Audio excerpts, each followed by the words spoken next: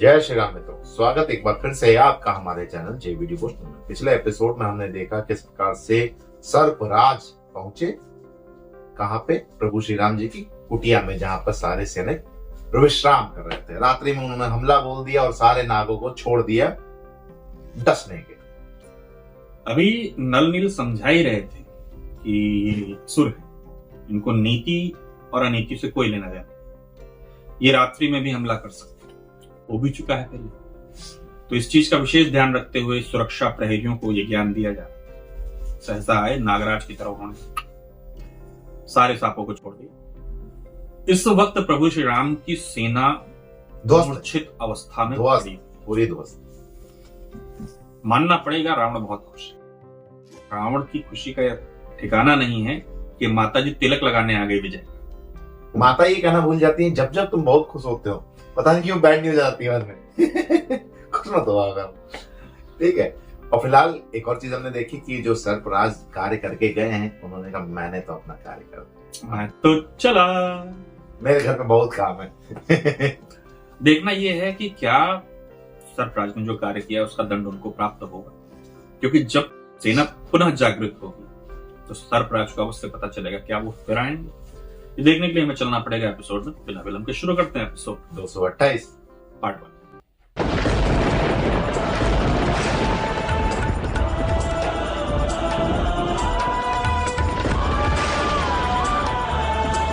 हे आदिदेव महादेव, सृष्टि के संहारक, काल के देव महाकाल, धर्म के रक्षक, करुणा के अवतार, नागविष के द्वारा आज मेरी संपूर्ण वानर सेना के प्राण संकट में है प्रभु। इस प्रकार सागर मंथन से निकले विष को आपने अपने कंठ में धारण किया और नीलकंठ कहलाए। जिस प्रकार उस प्रखर विष से आपने इस संपूर्ण सृष्टि की रक्षा की, आज उस अधर्मी और पापी रावण के असुर योद्धा सुपश के छल से मेरी वानर सेना के प्राणों की रक्षा कीजिए प्रभु, रक्षा कीजिए।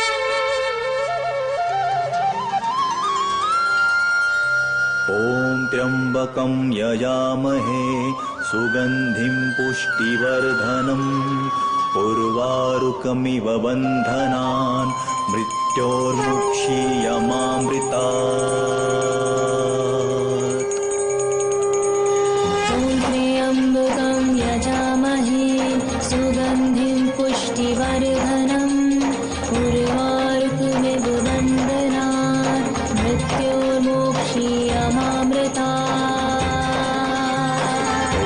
त्र्यंबकं यजामहे सुगंधिं पुष्टिवर्धनम् उर्वारुकमिव बन्धनान् मृत्योर्मुक्षीयमामृतात्।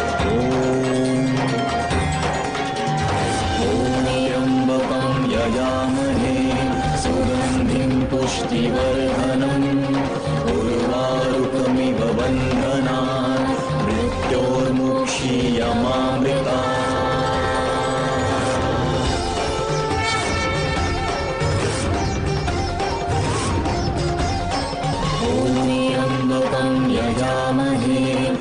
सुगन्धिं पुष्टिवर्धनम् उर्वारुकमिव बन्धनात् मृत्योर्मोक्षीयमामृतात्।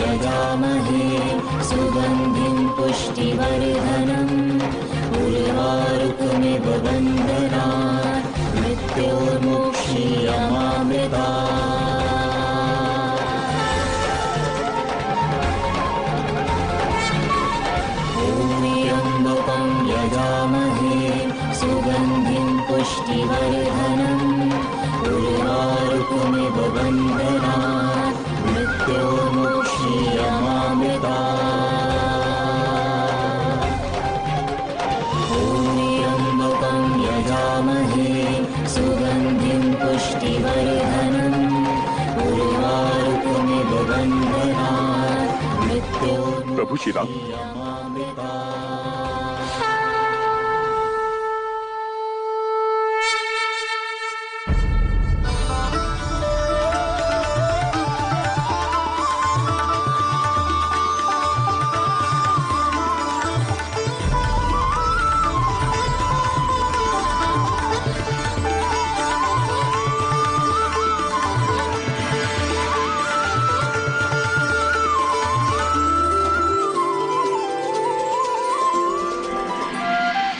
तुम सकुशल तो हो ना?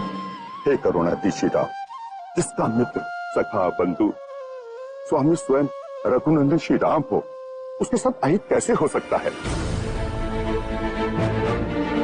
मेरे साथ मेरी वानर सेना पूर्ण ऐसा कुशल है।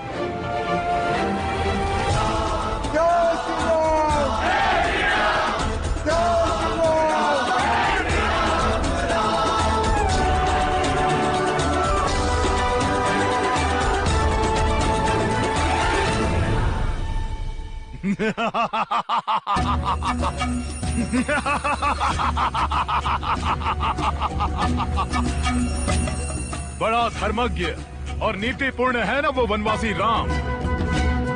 अभी वीर गति को प्राप्त हुए अपने प्रत्येक वानर को तिलांजलि दे रहा होगा।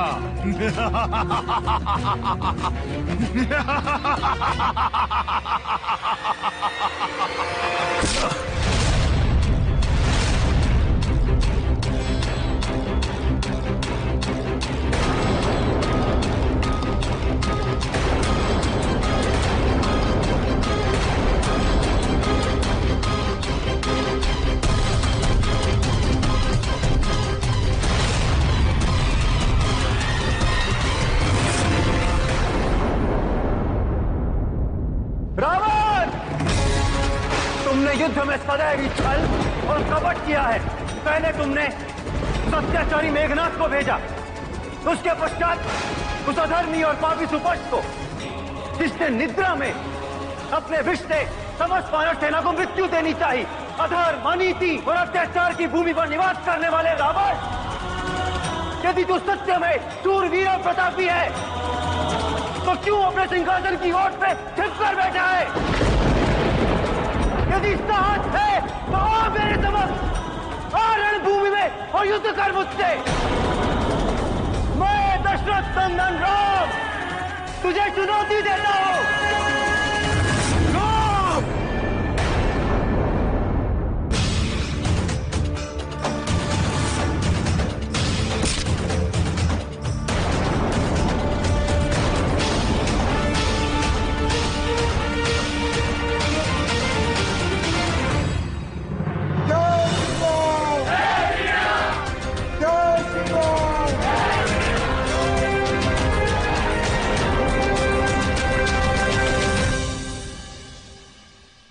मैंने हर संभव प्रयास किया कि ये युद्ध टल सके, किंतु उस रावण ने अधर्म, अन्याय और अत्याचार की सीमा का निरंतर अतिक्रमण किया। और अब उसने मेरे धैर्य की सीमा को तोड़कर अपने विनाश के स्थगित द्वार स्वयं खोल दिए हैं।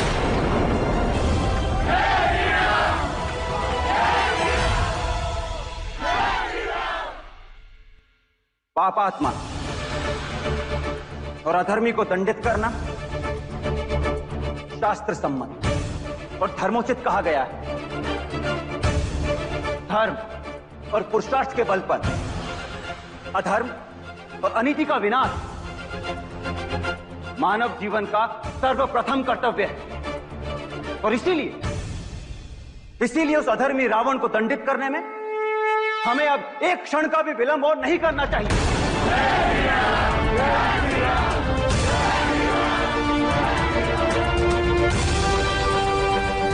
वो अधर्मी रावण जो अपने आप को शूरवीर और प्रतापी कहता है, छल से युद्ध करना चाहता है। ठीक है, कर ले छल। हम दिखाएंगे उसे, हम दिखाएंगे कि जो लोग धर्म के मार्ग पर चलते हैं वे युग कायरों की भांति नहीं, अभी तो वीरों की भांति युद्ध करते हैं, निर्भीक होकर।